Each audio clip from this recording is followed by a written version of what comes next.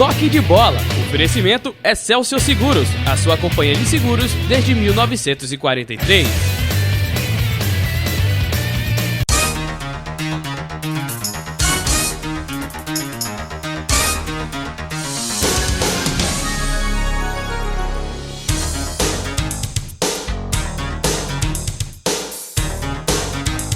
Boa noite, amigos da Nova Nordeste, boa noite, amigos do Toque de Bola. Está começando mais um programa itinerante.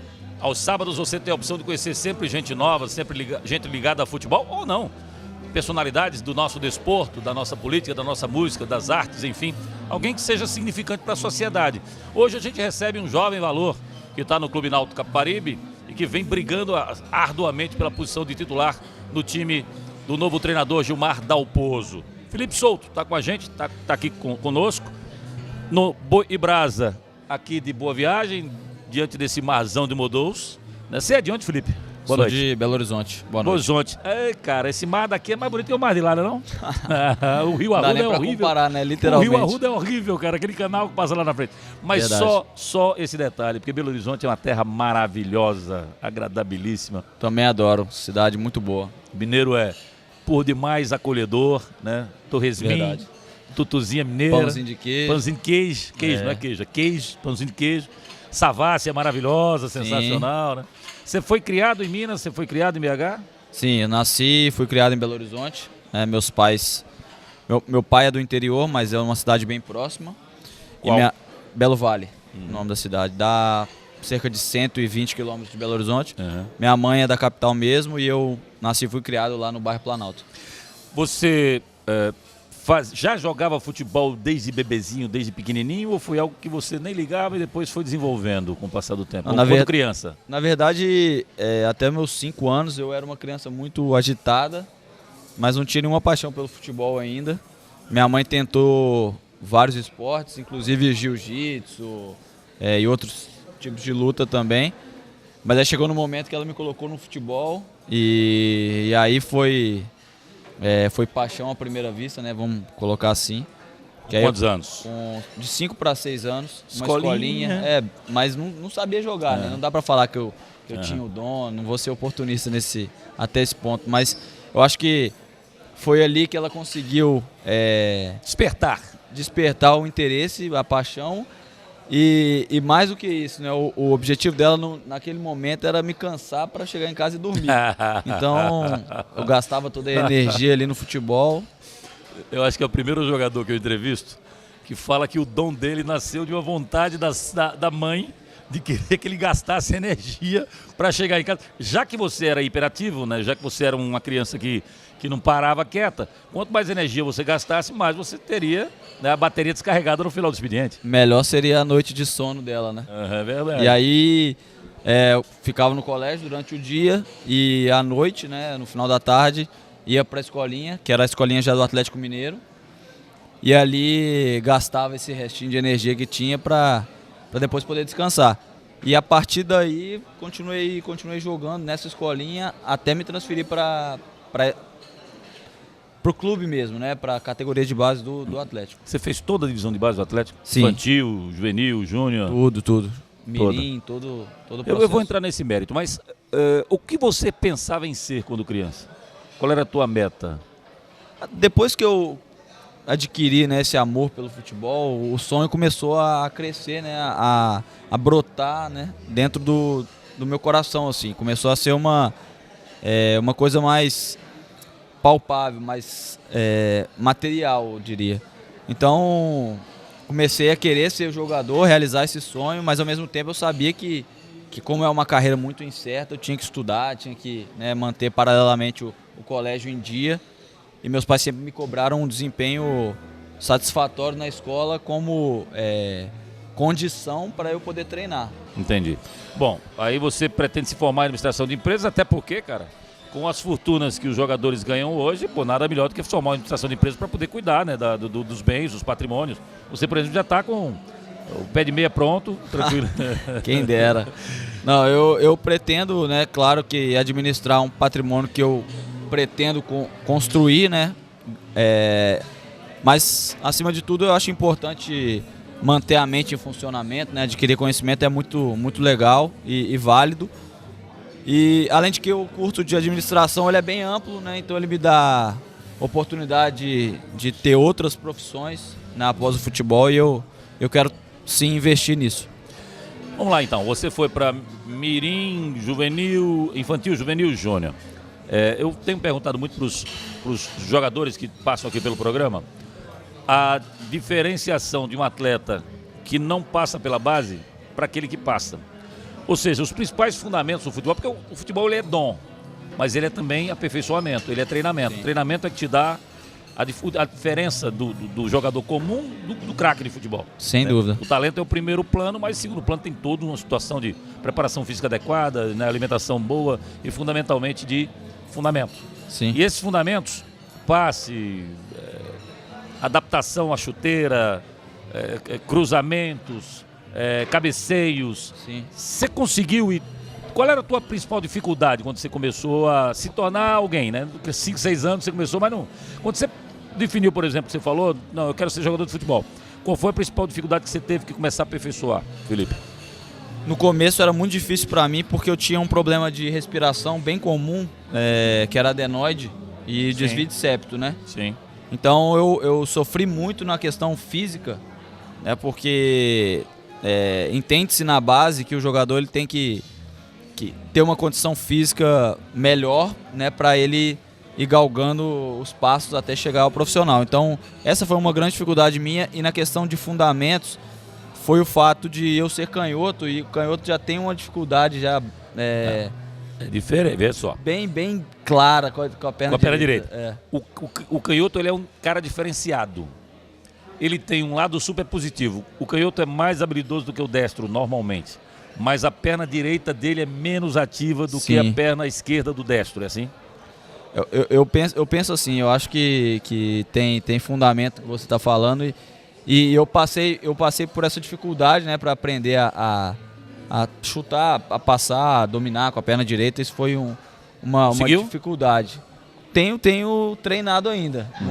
Não é tão boa quanto a esquerda hoje, mas é bem melhor do que no início fora. Quando a gente sabe que o ambidestro, por exemplo, o Petkovic é um ambidestro. Sim. Porque o Petkovic ele escolhe se quer bater o escanteio com a perna direita ou com a perna esquerda. Um caso bem raro, né? Super raro, Sim. Né? No caso do jogador que bate com as duas pernas, eu brinco que você bate com as duas pernas, uma de cada vez. Sim. É um jogador que ele teve a dificuldade de bater com a perna que não é a dele, diminuída em função de treinamentos. Aí ele foi aperfeiçoando. Sim. Quando eu tinha, 12 para 13 anos de idade, fui bater uma pelada e eu sempre joguei com pessoas mais velhas, e aí a bola estava na minha esquerda, eu sou destro, e eu puxei para a direita para bater, e o zagueiro chegou e tirou. Aí um tio meu que estava vendo o jogo, por que você não bateu de esquerda? Porque eu não sei chutar de esquerda. Eu fiz, aprende, tudo se aprende. Sim. Porque o corpo é uma coisa interessante. Se você é canhoto, mas se acontecer um acidente, que Deus nos livre, e você perdeu o braço esquerdo, que é bom, você está segurando o microfone com o braço direito. Mas com a mão eu sou destro. Com a mão você é destro, Sim, com a perna você é canhoto. cruzado, olha só, prova maior do que eu vou dizer. Quer dizer, você se perdesse o braço direito, você faria o esquerdo funcionar normalmente. Ele supriria a adapta, né? Se adapta, vai se adaptando por essa necessidade. Então é a mesma coisa. Se você treina 10 chutes com a perna direita, com a perna esquerda, que é a boa tua, treina 20 com a perna direita. Sim. Né? Porque aí você vai tentar chegar nesse nível, nesse patamar que te faça suprir a diferença. O que mais? Eu acho isso muito importante porque hoje, na base, isso até é uma crítica que eu observo e que eu gostaria de fazer, é que a maioria dos clubes, principalmente os clubes grandes do futebol brasileiro, eles se preocupam muito com vitória, com conquista, com campeonatos e não com a formação. Então muitos jogadores eles não sobem 100% preparados para o profissional, porque eles não conseguiram aproveitar esse momento que é sim de preparação, que é a questão teórica, né, mas também a questão prática do aprimoramento das condições. E eu acho que o fato de eu saber que a minha perna direita era ruim me ajudou a ter a noção de que eu precisava melhorar. E hoje eu sinto que ela é melhor, mas que eu tenho que continuar trabalhando para aperfeiçoar cada vez mais. Você sempre foi volante? Não, eu era meia, né, quando comecei. E aí depois um treinador, chama Diogo, hoje ele é treinador do Júnior do Atlético. No juvenil ele me posicionou de segundo volante, foi a posição que eu me destaquei lá, né, e consegui chegar ao profissional nessa posição. Mas você vê, a gente tem elogiado você, quando você vai para a lateral esquerda, por exemplo, quando você vai um pouco mais à frente, quando você vai um pouco mais atrás, fundamental você tem, que é o passe. Ou seja, você aprendeu a jogar futebol. Sim. Você tinha o dom e aprendeu a jogar em função das divisões de base. E aí fica sempre a dúvida. Quando um jogador tem as características que você tem, se você de repente não vai voltar a ser um meia. Você já consolidou que é segundo volante ou você pensa que um dia pode virar volante ou pode virar até o meia? Então, o fato de eu ter feito toda a minha base também me ajuda a compreender melhor as funções táticas de cada posição. Então, quando eu fui jogar na lateral, né, que era uma carência, uma necessidade, naquele momento eu tentei me adaptar com a minha experiência ao ver treinadores falando, né, como se deve posicionar ali. E eu acho que em qualquer posição eu tenho que ter essa análise, esse pensamento. Eu vou ter que me adaptar e da forma como eu gosto de jogar, mas na posição que, né, me for solicitado, né, eu for colocar. Até porque quando a gente assina um contrato com o clube, a gente não assina um contrato escrito, você vai jogar em tal posição, quantos jogos, não. Você está assumindo uma condição de querer ajudar, útil. de ser útil, Mas é uma coisa bem complicada, porque eu sei onde eu gosto, né, de jogar, que é como eu disse, mas também eu tenho que estar disposto a ajudar, né? Então é uma questão meio complicada, mas que eu, particularmente falando, consigo administrar melhor. Está fazendo administração de empresas por causa disso. Exato. Olha só, o que você está colocando é muito complexo, cara. E eu nunca tinha pensado sob esse ângulo. Olha só, eu estou há 28 anos entrevistando e nunca tinha pensado sobre esse prisma. Você coloca bem claro, o jogador, quando é contratado, não há nenhuma cláusula no contrato que diga que você tem que jogar na posição que você quer. Sim. Ao mesmo tempo, quando a gente vai para o lado do jogador, você pode dizer assim também, mas não me cobre. Sim. Mas não exija retorno. O que, na verdade, o que o faz ser demitido é quando você não dá o retorno para o clube. Então não é um direito inalienável do atleta dizer, eu não quero jogar nessa posição, porque quando você me contratou sabendo que eu era função tal. E agora? É complexo sim, mas eu penso que isso é muito uma questão de bom senso e sensibilidade também. Porque o treinador, ele tem o controle, né, das ações diárias. Então ele programa o treino, ele executa, e a direção também está sempre presente. Então eles têm que saber em qual posição o atleta vai se encaixar melhor. Então se eu sou um segundo volante e tenho jogado bem na lateral, né, estou dando um exemplo, posso continuar sendo usado ali, mas eles sabem que a minha posição é segundo volante. É muito difícil cobrar isso, né, essa análise mais técnica de um torcedor, porque o torcedor é movido pela paixão. Ele está no estádio, ele não quer saber quantos anos eu tenho, de onde eu vim, ele quer saber se eu estou produzindo ou não. O que eu gosto de deixar bem claro é que eu sou esse segundo volante, mas eu não sou aquele jogador que só consegue jogar ali, entendeu? Só vai jogar ali, não. Você é versátil. Sim. Você tem versatilidade. Mas que fique bem claro, eu sou o segundo volante. Eu não sou aquele joga de tudo, mas não joga de nada. Não. Eu gosto de jogar naquela posição. O primeiro passo para você ser um joga de tudo, mas não joga de nada, é você jogar de tudo. Exatamente. E é uma coisa, é um estereótipo que eu não quero criar em mim, entendeu? Pois é, o Marquinhos, por exemplo, que é nosso comentarista, que é do PFC, o Careca, já jogou no Náutico também. O Marquinhos fala: não vai. Fica na tua, seja titular na sua posição. Houve um caso aqui recentemente do Everton Senna, que era um cara no Santa Cruz que foi volante, foi lateral direito, foi zagueiro, e ia para um lado, ia para o outro. Precisa de lateral direito, vai para lateral direito, precisa de volante, vai para volante. E ele foi meio que se desconfigurando de tal maneira que ele chegou uma hora e falou assim: não, cara, minha posição é zagueiro, eu preciso jogar aqui. Porque senão você não evolui também na sua função original. Se você está jogando o tempo inteiro lateral esquerdo, como é que você vai evoluir como segundo volante? Sim. Né? Daqui a pouco você vai ter que buscar no cérebro lembranças de como era ser o segundo volante. Sim. E quando me foi perguntado no momento, né, se eu poderia ser o segundo volante, o lateral, o Gaston estava suspenso e não tinha outro jogador na função. E você era canhoto. Como eu era canhoto e eu era o único canhoto recuado, né? Porque tínhamos, por exemplo, o Renato, que é atacante, mas que não conseguiria fazer essa função defensiva. Eu falei: olha, Lisca, na época era ele ainda. Falei: olha, Lisca, eu estou disposto a te ajudar, se for preciso jogar ali, vou jogar. Mas ele naquele momento ele falou: ó, eu conto com você ali, mas a gente sabe que o especialista é o Gaston. Então, assim, eu sabia que o Gaston deveria voltar, mesmo eu indo bem. Ele falou isso pra você? Ele Assim, falou assim... Não, quando ele disse essas palavras que você falou agora, olha, eu vou te colocar lá, mas o especialista é o Gaston.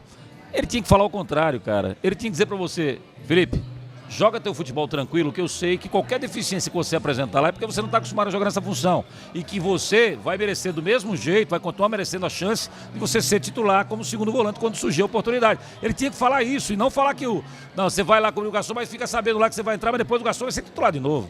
É uma questão bem complicada mesmo. Sensibilidade, impressionante. Mas assim, foi bom porque, de certa forma, eu consegui jogar e jogar bem, na minha visão, jogos importantes, entendeu? Assim, contra o Flamengo mesmo, contra o próprio Santa, né, que a gente conseguiu ganhar o jogo com 1 a menos. Então, pensando pelo lado bom, foi bom ter jogado, ter ajudado e ter vencido, né? Daqui a pouco você vai falar sobre um assunto que o Zé do Carmo fala direto, que o jogador é peso, altura e simpatia para o treinador. A Companhia Excelsior de Seguros é uma empresa de abrangência nacional com forte atuação regional. Foi fundada em 43 e aí teve matriz transferida aqui do Rio de Janeiro para o Recife em 96 e continua sendo a única seguradora com matriz ativa no norte e nordeste do Brasil. Entre os diversos produtos oferecidos pela Excelsior estão o seguro garantia, aeronáutico, habitacional, residencial, empresarial, responsabilidade civil, equipamentos móveis e estacionários, riscos diversos, vida em grupo e acidentes pessoais em grupo. Nos planos da Excelsior estão a manutenção do alto índice de crescimento, sempre com foco prioritário de expansão nas operações do sul e sudeste do Brasil. Excelsior Seguros. Zé fala assim, jogador é peso, altura e simpatia. Me parece que o Lisca nem gostava do seu peso, nem da sua altura, nem da sua simpatia, porque... E não tinha sua simpatia, porque, cara, ele botou você muitas vezes no banco em detrimento de alguns jogadores que não estavam rendendo tão bem. Como é que se sente um jogador que tem uma autocrítica de que está melhor do que o companheiro e que não é escalado pelo treinador? Eu confesso que é uma situação muito difícil, né, para qualquer atleta. Porque, infelizmente, no futebol, como é um esporte coletivo, nós não dependemos só do nosso esforço, do nosso trabalho, né? Mas ao mesmo tempo é o que nós podemos fazer.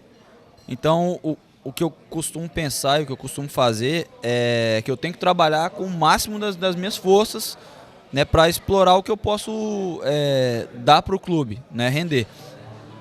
E, infelizmente o treinador ele tem o poder de escolha, ele é que monta o time. Se ele não quiser me escalar ou escalar qualquer outro, ele não vai fazê-lo.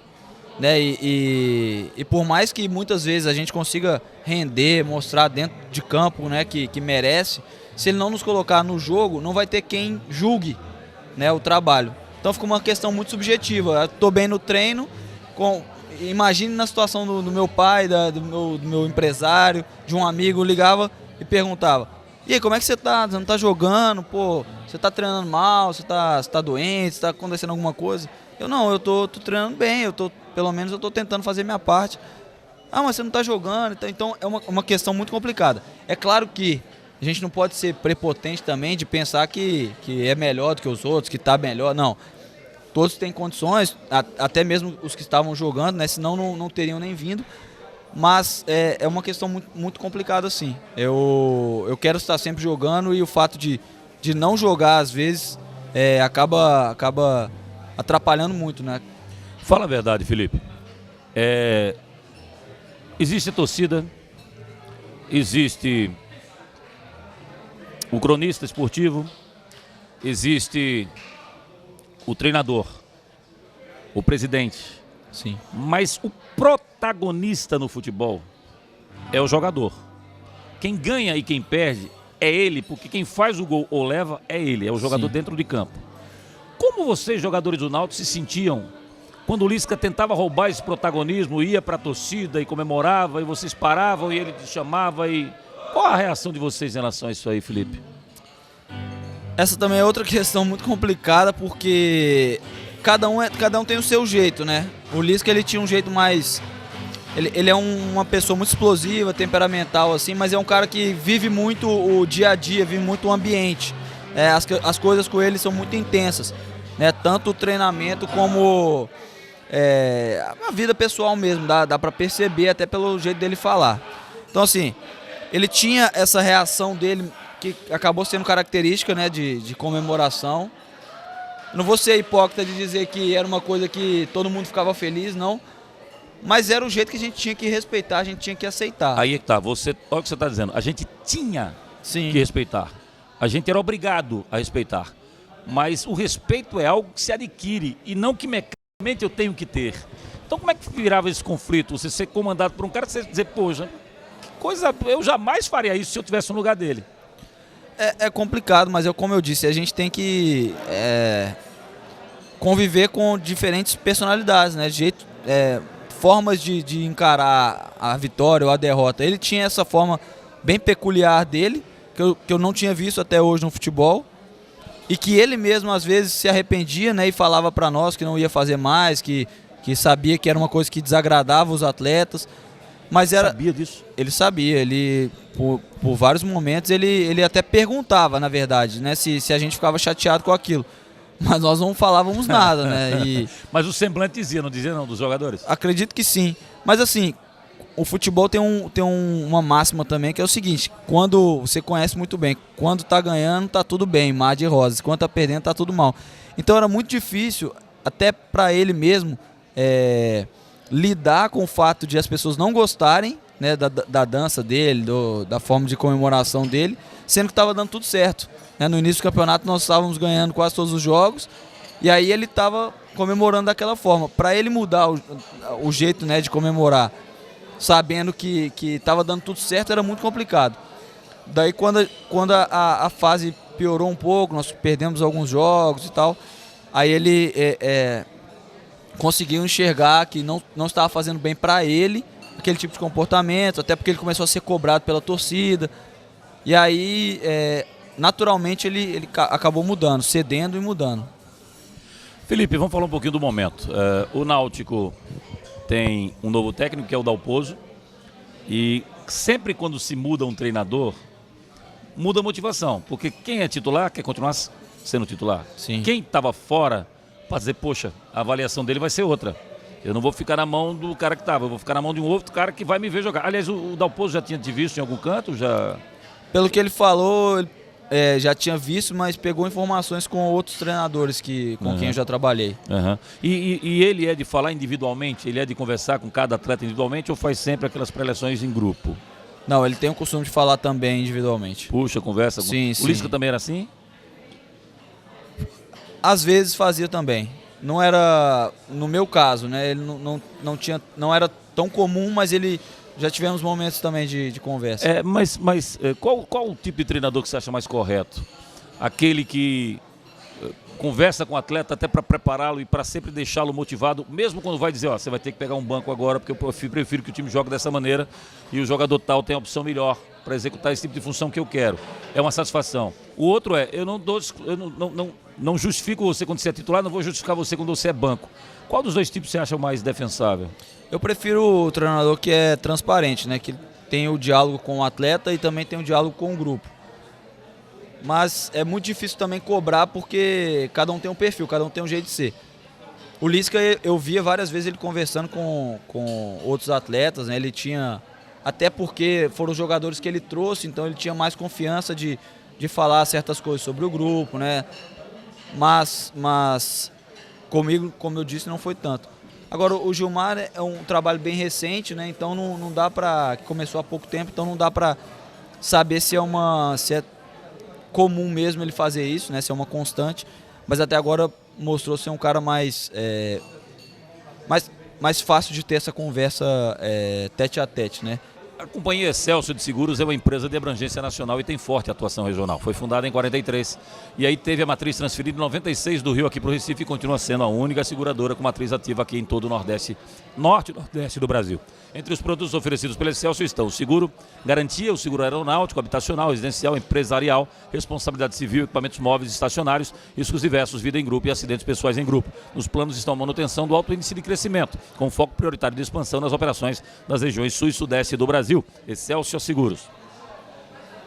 Felipe Souto, como um jogador se sente quando ele está no time de futebol?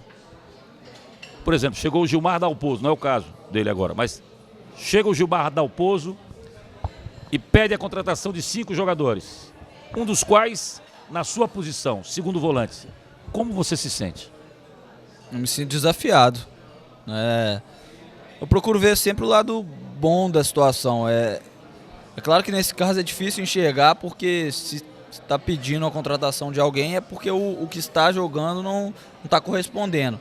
Mas ao mesmo tempo, o futebol, as coisas são muito dinâmicas, né? Mudam muito rápido. Então, eu me sinto desafiado a provar o meu valor. Não baixa porque, tá bom, chegou o jogador, você se sente desafiado. Mas se você percebe que o cara que chegou está jogando, rendendo menos do que você está jogando, porque o treinador já o viu jogar em outro lugar ou confia mais no futebol dele, e aí? É uma situação difícil, mas aí o desafio aumenta. Eu acho que vai chegar um momento que você vai ter uma oportunidade e aí você vai ter que mostrar, você vai ser testado.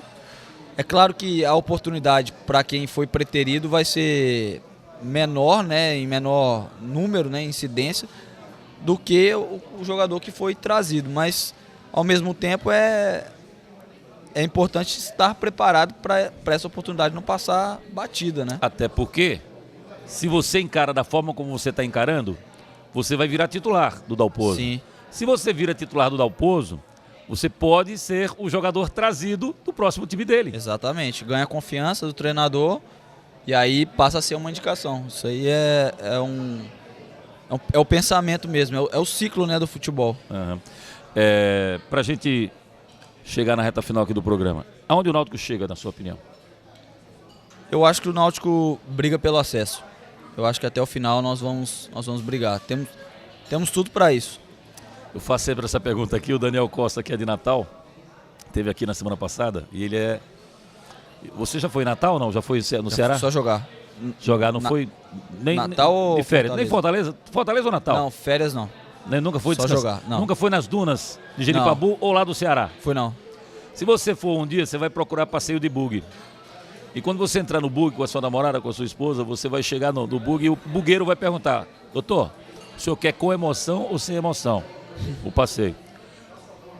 Não vou dizer o que acontece não, porque senão perde a emoção. Você escolhe lá se você quer com emoção ou sem emoção. Mas eu quero que você fale pro torcedor do Náutico. Se o Náutico subir, vai ser com emoção ou sem emoção? Acho que qualquer clube que lutar para subir vai ser com emoção. Esse ano tá... O Botafogo sobe sem emoção. O Botafogo ele já tá um pouco à frente, né? Isso aí é inegável. Mas todos os outros vão lutar até o fim. Eu acho que esse ano vai ser muito disputado. O ano passado eu tive a oportunidade de estar no Joinville e subir com 6, 7 rodadas de antecedência. A Ponte também subiu muito antes, o próprio Vasco também, mas o Avaí, esse ano... o Avaí no ano passado subiu dentro de campo, né? No gramado ficou olhando assim, terminou, comemora. Então foi muito... E a gente também foi campeão, faltando... Com o empate do Náutico aqui, né, com a Ponte, a gente perdeu o jogo, foi campeão, então foi... Futebol é emoção, né? Não tem como a gente cravar nada. Então acho que vai ser com emoção, mas vai ser bom. Para desmistificar essa história, a gente finalizando o programa, para desmistificar essa história de que há planejamento no futebol de Santa Catarina, porque 4 equipes estão na primeira divisão, porque o Criciúma também podia estar lá. Está todo mundo lá embaixo. Né? Sim. Todo mundo do futebol catarinense está lá embaixo. O que está menos ruim é o Chapecoense, que está lá embaixo também. Não foi planejamento. Você tem que subir na vontade, na superação, para depois que tiver na primeira divisão, com a verba que você recebe, se planejar. É assim? Acho que não. Acho que planejamento, até certo ponto, ele depende do dinheiro. Mas antes de ter o dinheiro, o planejamento tem que ter sido consolidado. Eu acho que isso não é só para o futebol, isso é para qualquer empresa. É muito difícil fazer futebol sem dinheiro, né? Sem essa verba que as equipes conseguem, né, na primeira divisão, que elas já é uma coisa automática. Como é que eu planejo o Náutico, por exemplo? Futebol você falou que é como outra empresa. Para mim não é diferente. Vou explicar por quê. Primeiro, não tem eleição para a presidência da empresa. A empresa é do cara. Sim. E acabou. Então, no ano que vem, o que vai acontecer com o Náutico, ninguém sabe. Por quê? Porque tem eleição no final do ano. Sim. E aí, dependendo do que seja a eleição, pode mudar completamente a forma de administrar. Pode ter mais dinheiro ou menos dinheiro. E, fundamentalmente, Felipe, o orçamento da Série B é um, o orçamento da Série A é outro. Como é que eu vou planejar o ano que vem se eu não sei se eu vou para A ou para B? Se eu vou para B, é 3 milhões. Se eu vou para A, são 40, 50 milhões. Como é que faz? A questão do futebol ela é muito complicada, mas a questão estrutural é possível ser... Você fala CT, concentração... Sim, tudo isso, porque isso é base para o futebol andar, entende? Sim. Se problemas estruturais ficarem para trás, vai chegar um momento que a verba destinada ao futebol ela vai ter que tapar buraco. E aí que compromete o orçamento, sabe? Então, assim, até certo ponto, eu acho que é possível fazer o planejamento sim. Mas, sem dúvida, é importante ter esse recurso, né? E esse recurso ele só vai saber no final do ano, né? Que nesse caso, se a gente vai subir ou não, vai ser a base, né, para o nosso ano que vem. Felipe, obrigado. Você é um cara muito esclarecido. Obrigado. Um jovem. Mentira, ele tem 35 anos, que eu falo que tem 24, tá? Tem 34, mas com cabeça de 35. Obrigado. Obrigado. Boa sorte. Que o Náutico suba e vou torcer para você ser titular desse time, porque você tem bola, tem parte técnica desenvolvida para ser titular. Valeu? Se Deus quiser. Obrigado. Um abraço a todos lá. Valeu você que está nos acompanhando. O Toque de Bola volta no próximo sábado, nesse mesmo horário. De segunda a sexta você tem o Nova Esportes às 12h30. E amanhã é dia do nosso encontro aqui ao vivo na Nova Nordeste, o Tá na Rede, com a varredura de tudo que acontece no final de semana no futebol de Pernambuco. Uma ótima noite de sábado, um ótimo domingo a todos e até amanhã à noite. Tchau.